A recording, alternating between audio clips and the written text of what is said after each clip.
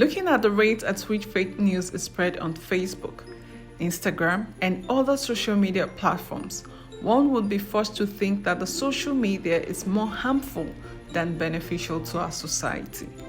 But nonetheless, sharing of fake news and unverified information is not a new thing and has been around for centuries.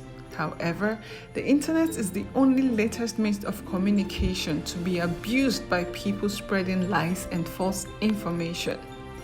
When we talk about false information, we refer to any written or verbal statement or misrepresentation of fact that is not true and that was made intentionally without recourse to verification.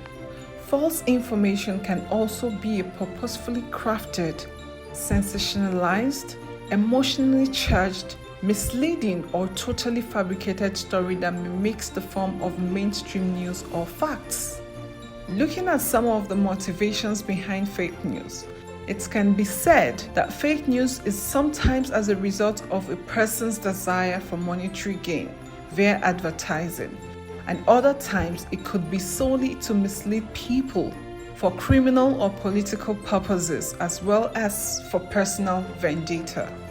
Adam Boluberse's research on democracy and fake news in cyberspace reveals that fake news is spreading much faster and more effectively in today's society and is misleading many people.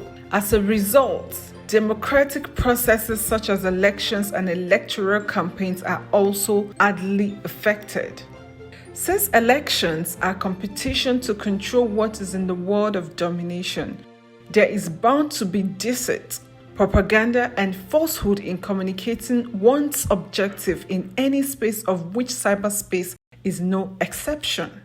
Social media platforms such as Facebook, Instagram, Twitter, and WhatsApp provide the opportunity for such fabrication of information, which shakes the foundation of social and political organizations.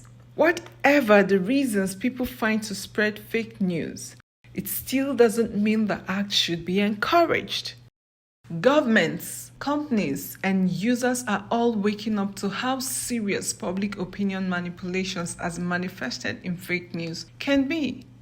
Governments are starting to recognize that fake news is something that must be actively fought.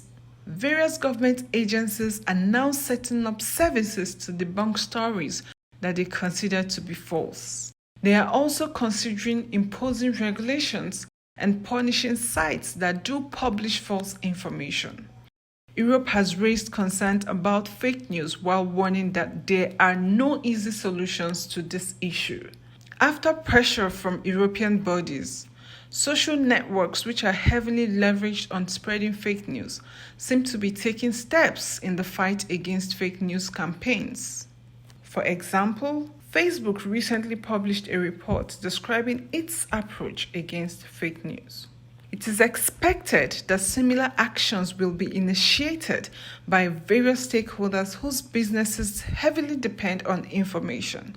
But this should be handled with care, as governments, particularly in developing countries, could seize this opportunity to abuse freedom of speech and calls by citizens for accountability and transparency in government.